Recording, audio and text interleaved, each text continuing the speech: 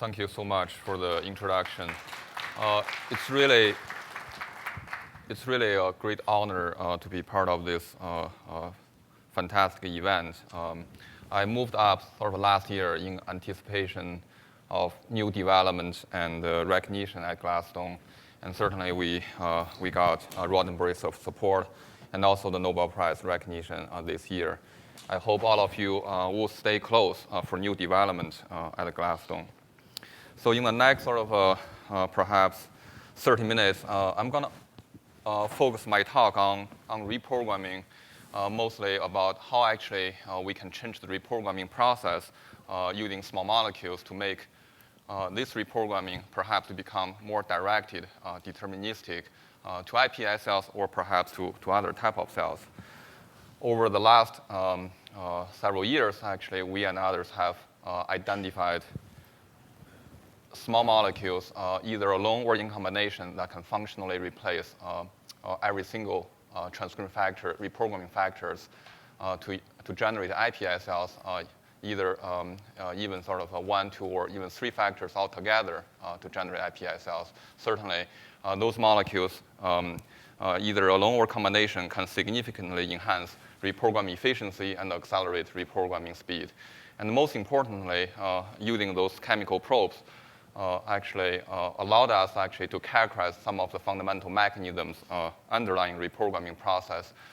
For example, identification of those epigenetic modifiers suggested some of the epigenetic mechanism actually are underlying mechanisms. Similarly, identification of those signaling pathway modulators suggested actually those signaling modulation MAPK pathway, calcium Wnt signaling, TGI beta, as well as Rho and ROCK pathway are part of the underlying mechanism.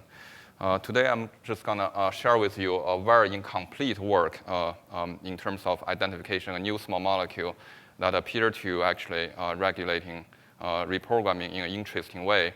And then focus my talk actually most on, because of this session is about direct reprogramming to lineage-specific cells, so I will focus most of my time actually on reprogramming somatic cells to lineage-specific ones. But just a few slides on a small molecule actually that can enhance reprogramming. What we found actually through the reprogramming screen is sort of a small molecule called PTM actually can significantly enhance the reprogramming efficiency actually, and even at early time point, even at day 6, where normally you don't see any fully reprogrammed cells, actually we can see with these small molecules addition, actually we can see the reprogrammed cells. Certainly, at later time point, actually, you can see actually the reprogramming is significantly enhanced. What is really interesting about this small molecule is this small molecule seems to maintain and restore sort of reprogramming capacity of aged fibroblasts. As many of you know, if you use sort of donor cells from aged sort of a donor, or sort of if you expand your fibroblasts in culture over many, many passages, actually you have decreased reprogramming efficiency. And certainly that could also be a challenge when you actually use aged cells or where actually perhaps more genomic sort of mutations or abnormalities are accumulated. What is really extraordinary about this small molecule is, as you can see in the control, actually if you just passage the cells over sort of in serial passages, you see the decreased reprogramming efficiency. However, if you simply treat the cells, either sort of during the pre-treat the cells with a small molecule or even treat the sort of aged fibroblast at late passages with a small molecule, you actually can see the maintained reprogramming capacity and enhanced reprogramming efficiency from those cells. What we sort of, because of this sort of effect of the molecule that can act on sort of this aged senescent fibroblast, we thought perhaps this small molecule would actually regulate DNA damage repair pathway. Indeed, actually, what we saw is under control, actually, where you see quite significant DNA damage marked by this H2A gamma X sort of staining, where actually when you see a lot of those DNA damage, you don't really see reprogrammed pluripotent OCT GFP positive cells, but actually with the treatment, you see significantly reduced DNA damage repair, and you see sort of the activation of pluripotency transcription. Then sort of in collaboration with Dao Hongzhou's lab at the UAMS, what we found is actually this small molecule actually can enhance homologous recombination using sort of this very standard homologous recombination assay, where only when you have a homologous recombination you can have sort of a reporter gene restored, reporter gene activity restored. Here we can sort of quantitatively show actually with dose-dependently sort of the small molecule enhance the homologous recombination a few-fold. So homologous recombination is sort of really the repair actually with high fidelity. And conversely, we can demonstrate actually this small molecule has no effect on the other type of, there are many type of sort of DNA repair mechanism. Another sort of a more dominant somatic cell repair mechanism is non-homologous end joint sort of repair pathway. And we can show actually, but this type of repair normally generates sort of mutations and other genomic changes in the repaired cells. But we can show actually this small molecule has no again, using sort of a very standard assay, you can show this small molecule has actually no activity in terms of promoting the NHEJ sort of repair pathway. So suggesting this molecule is very specific, very potent in terms of promoting this high fidelity homologous recombination DNA repair to sort of promote reprogramming. And also very interestingly, sort of we look at this so-called copy number variation, this sort of a common event happened actually during reprogramming or during the cell culture. What people know sort of during reprogramming, actually you would have initially during the reprogramming, you would have very significant copy number variation, the genomic sort of instability changes happening actually during such process. What we found is actually the small molecule, again, actually can significantly reduce the copy number variation during the early stage of reprogramming, perhaps would allow you to preserve sort of a better genome during the reprogramming process. I think that could be very interesting for future application, simply because sort of at the end, actually, when you create iPS cells, it's really a clonal event. You clonally select sort of capture a cell actually that has already some sort of genomic changes over the cell culture. And again, during reprogramming, sort of additional copy number, additional sort of genomic changes will occur. And this type of molecule, which can preserve genome stability, promote sort of a DNA damage repair, may ultimately be useful in terms of generating high-quality reprogrammed cells. So in the remaining, perhaps sort of 20 minutes, I'll just quickly walk you through sort of our efforts in actually reprogramming somatic cells directly into tissue-specific cells. As Maris already introduced you, and also Deepak discussed in his talk, somatic cells can be directly reprogrammed into to cross lineage boundary to generate sort of a different cell type. It's actually very fascinating. The reason I'm putting up this slide is really right after sort of hearing Maris talking about ASCL1 as a pioneer factor to really induce reprogramming. I thought sort of it's interesting to mention in our follow-up work to his pioneer discovery of this three-factor BAM, BAM, was what we found is actually a microRNA miR-124 actually is sufficient to replace ASCL1 in terms of generating sort of converting fibroblast, human adult fibroblast into neurons.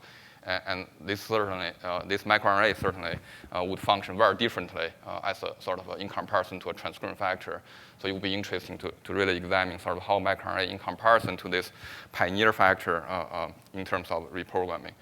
Nevertheless, I think sort of to just draw sort of a comparison to this conventional reprogramming paradigm where you typically need to define a transcription factor combination for every cell type you want to generate. And the challenge of sort of this approach for practical application is really, unless ultimately you are going after a gene therapy approach, replacing sort of extended transcription factor expression with non-genetic approach might be difficult. And very often this approach generates a single mature cell type, which would preclude you sort of the ability to really isolate, expand, and characterize the cell type of interest before you have to use it. So we thought about sort of whether there's another alternative strategy to actually overcome those issues. This sort of the strategy actually we devised is really based on Shinya's pioneering work in iPSL reprogramming. What we know, sort of what we in the iPSL field know, is really this reprogramming process with the original Yamanaka factor. It's really it's a slow sort of a process involved, especially during the early stage of reprogramming, that really involve the stepwise sort of stochastic events. And only sort of only when you actually have sort of those four factors expressed over a long period of time and over selection, you can actually obtain iPSLs. And we hypothesized perhaps the early sort of a stage of the reprogramming activated by the Yamanaka factor can be sort of redirected or hijacked towards alternative cell fate. To really sort of test this hypothesis, so that would involve temporal transient expression of the Yamanaka factor, as well as using different lineage-specific signals to direct sort of those cell fate. So we've done this, sort of applied this concept or paradigm to a number of different sort of directions. Here, sort of showing you one of our first attempts, sort of in terms of reprogramming fibroblasts into beating cardiomyocytes, using sort of this so-called secondary map system where we can turn on and off the iPSL factors in a more precise manner, then sort of treating the cells, followed by treating the cells with different soluble signals. What we found is actually as little as sort of 4 days iPSL factor expression in the presence of a small molecule inhibitor that inhibit leaf JAK-STAT pathway, followed by sort of treating the cells in a more chemically defined medium condition with BMP4.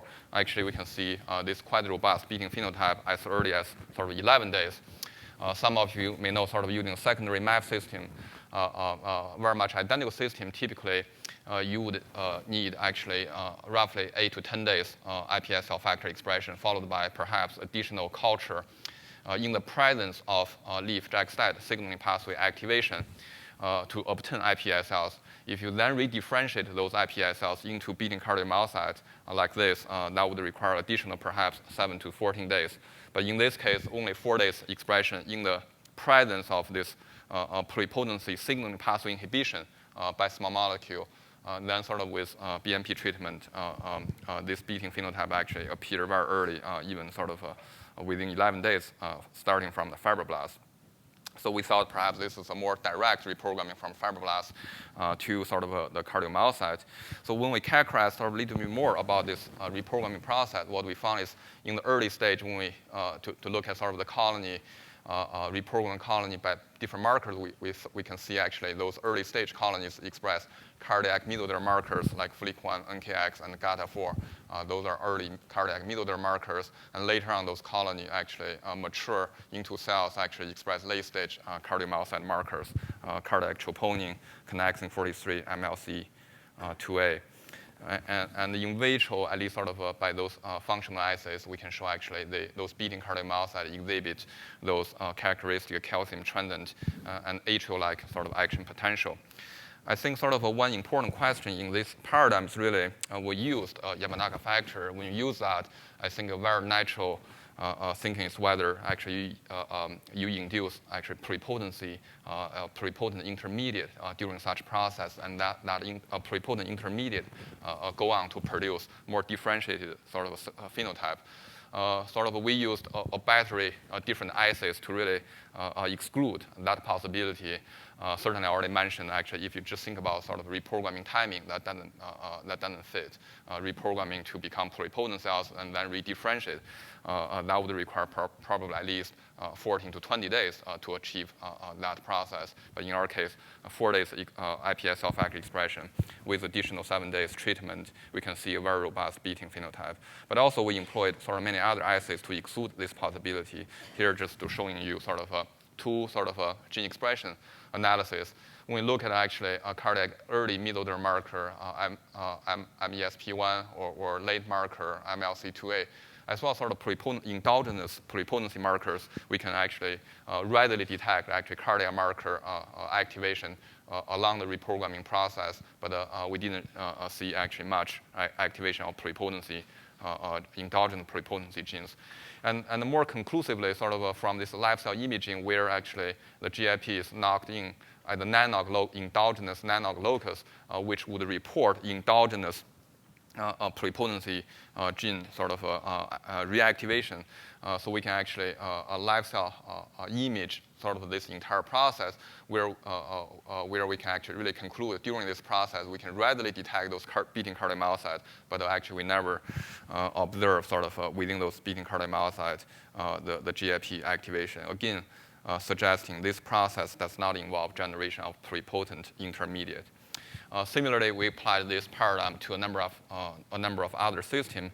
Here, just showing you sort of pretty much using the first step using identical strategy, temporal iPSC factor expression in the presence of a small molecule inhibitor of JAK kinase blocks pluripotency signaling pathway, followed by turning off the iPSC factor expression in the presence of FGF4 treatment. What we found is really the reprogrammed colonies actually almost homogeneously express marker in the neural epithelial sort of lineage, PAC6, ZO1, PLZF. Most importantly, those colonies actually can be isolated and expanded in conventional neural stem cell culture condition in serial passages, and those expanded cells sort of in a homogeneous manner can further differentiate into perhaps sort of cells expressing neuronal or subtype specific neuronal markers as well as sort of glial cell types.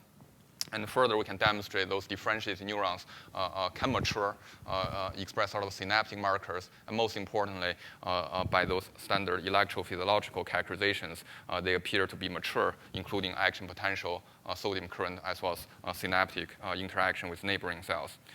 Again, using a battery of different sort of assays, just showing you sort of expression analysis, we can conclude actually, again, this process actually does not involve generation of pluripotent intermediate. And more recently, using sort of a single factor OCT4, we were able to really generate induced neural precursor cells from human fibroblasts. Again, showing you sort of OCT4 alone or OCT4 with OCT2 combination, we can readily generate those from human fibroblasts. We can readily generate those neural precursor cell colonies. Again, those cells can be isolated and expanded and further characterized at sort of a transcriptome level to show sort of they're really similar to conventional neural precursor cells, but very different from fibroblasts. And functionally, in vitro, they can further differentiate into cells expressing neuronal markers or subtype-specific neuronal markers or glial cell types by electrophysiological characterizations. They appear to exhibit a functional, mature sort of neuronal electrophysiological phenotype. And importantly, those cells can engraft, at least to a certain extent, in vivo, and some of those cells still, sort of after engraftment, still remain as sort of a neural precursor cell stage, and some of those can actually further differentiate into mature neuronal cell type. Again, using very much identical strategy, temporal expression of iPSC factor in the presence of the pluripotency pathway inhibition, followed by, in this case, a different cytokine pathway, activin A, we were able to obtain those so-called induced definitive uniderm cells. And again, sort of those cells can be really isolated, expanded in a chemically defined medium condition for serial passages. They actually can be sort of profiled in terms of other gene expression characteristic of definitive uniderm. And again, importantly, those long-term expanded cells actually can be further differentiated into, in this case, just showing you sort of along the pancreatic beta cell precursor cell lineage, PDX, HNF6, PAC6, OX9, and those colonies can further mature into pancreatic sort of beta cells expressing more mature marker like C-peptide or insulin. Lastly, sort of showing you another example of this paradigm. This is really about reprogramming human fibroblasts into functional endothelial cells. Again, sort of using this paradigm where we only express sort of two factors, OCT4 and KL4, those two pluripotent factors, followed by treating the cells with BMP and VEGF. By day 18, actually, we can readily detect cells expressing sort of the characteristic endothelial cell markers, CD31, weak coherent, and VWF. And again, sort of those induced endothelial cells can be long-term expanded, at least sort of over several passages in chemically defined endothelial growth medium. And then sort of we can really expression profile those cells to show actually those induced endothelial cells directly from fibroblasts are quite similar to sort of a control conventional endothelial cells isolated from cord blood, but it's very different from the original fibroblasts. And at the sort of epigenetic level, we look at sort of examining a few characteristic typical endothelial markers. For example, again, CD31 and weak coherent. Look at sort of their K4 methylation and K27 methylation, where we can show actually during the reprogramming the sort of activation marker, transcription sort of active mark actually are increased for those endothelial markers, and actually the repressive mark, actually histone mark, for those two markers actually gradually decrease over the reprogramming process.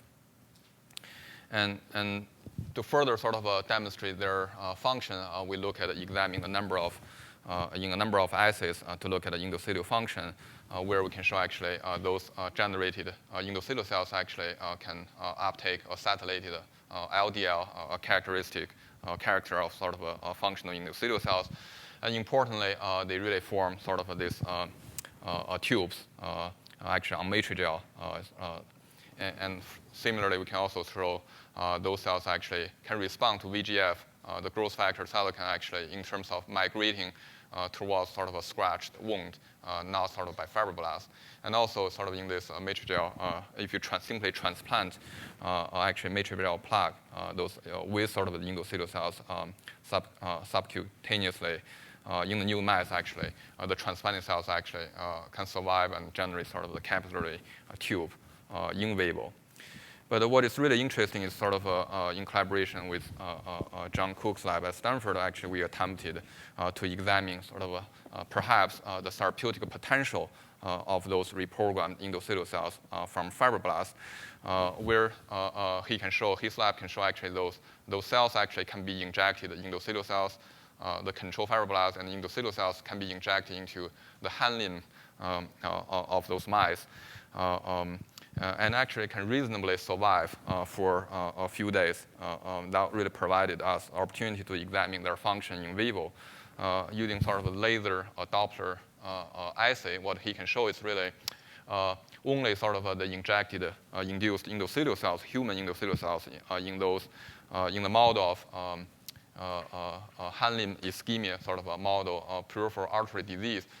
Only the injected sort of endothelial cells actually can induce a blood reperfusion and further histological sort of a characterization of those injected limb to show actually those actually endothelial cells can long-term actually, if you sort of compare to the fibroblast, where we only see actually endogenous actually mouse endothelial cells, but actually only for the injected human endothelial, we can see actually human endothelial cells survive and integrate long-term actually in those injected leg, and actually they form actually capillary tubes. Actually, that's probably responsible for this enhanced blood reperfusion in the animal. To summarize this part of the talk, what we think is really when you provide the Yamanaka factors, perhaps you actually epigenetically reprogram, sort of activate those cells into an unstable intermediate sort of a stage. Only when you continue provide sort of a Yamanaka factor, also in the presence of specific signaling mechanism, signaling pathway, you can ultimately establish the pluripotent stem cells, which certainly can be long-term expanded and further differentiated into a variety of different sort of cell types. However, only when you actually only provide those factors temporally, transiently, at the same time actually perhaps sort of using small molecules or other means to block the pluripotency signaling pathway, at the same time actually to replace sort of the pluripotency signaling with lineage-specific sort of signaling. For example, the FGF, the BMP, or actin A, or the VGF, you can actually establish, we can show actually we were able to establish neural, cardiac, endoderm, as well as sort of endothelial precursor cells, which can be important, which can be sort of isolated, expanded, and characterized, and further differentiated into perhaps a more mature differentiated cell type. So again, sort of to draw a contrast to this sort of conventional paradigm, I think this iPSC factor-based trans-differentiation, as you already see, actually is pretty much use a single transcription factor combination. Perhaps for different cell types, you can imagine development progress actually in iPSC field actually would really help us perhaps ultimately to replace this really transient transcription factor expression with sort of perhaps other non-integrating approaches or non-genetic manipulation approaches, ultimately perhaps using small molecules. And again, importantly, already emphasized a few times, this approach actually allowed us to really generate lineage-specific precursor cells, which actually can be isolated, expanded, and characterized sort of before they can be really used. And perhaps in many settings, transplanting sort of a multipotent precursor cells actually could be more preferred in some therapeutic paradigm. And lastly, and most importantly, I really want to acknowledge people in the lab who really contributed various work I have time to tell you today, as well as many other ongoing projects. And we're also very grateful to many collaborators who really contributed very significantly to our in vivo work, which I didn't really have time to walk you through in greater details. Those are the funding agencies are supporting our ongoing studies. If I still have time, I can answer a few questions.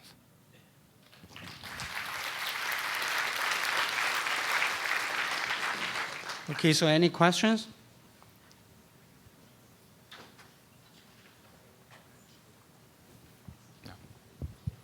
It's a very nice talk. Thank you very much. So would you then say that you could somehow redefine the term pluripotency in a way that doesn't have to be actually embryonic stem cells, but then the fibroblasts can essentially be considered pluripotent even with single factor?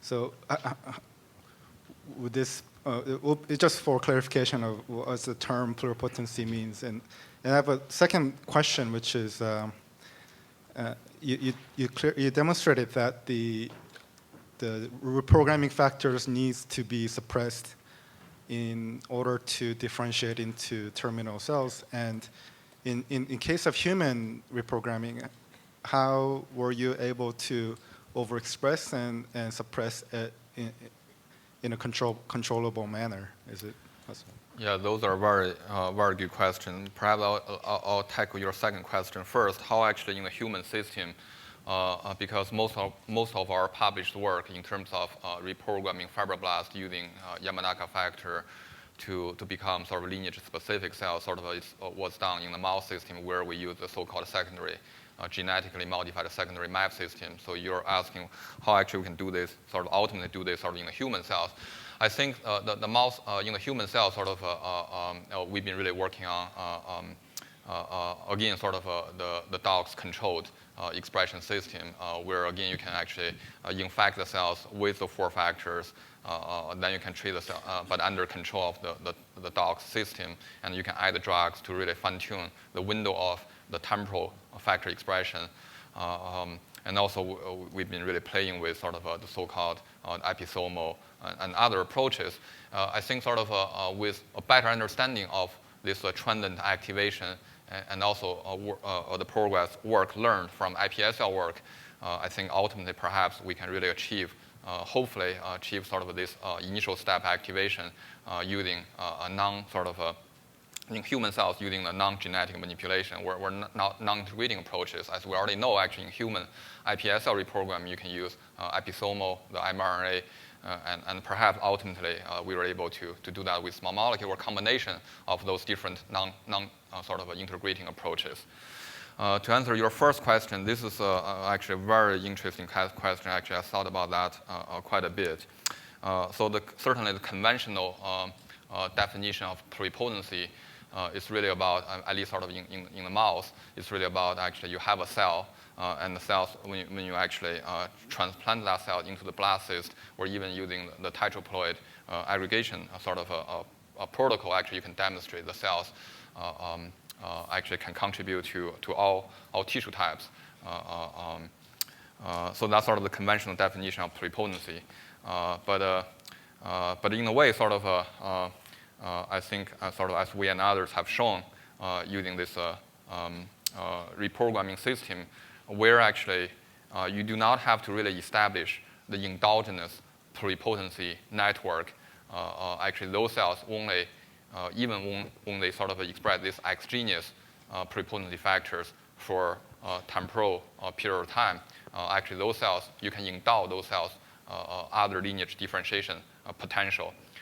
So maybe in a more broader term, pluripotency is not about the endogenous pluripotency network. Even you have this extraneous pluripotency network sort of provided to cells, that cells, at least in vitro, can be called a pluripotent cell type.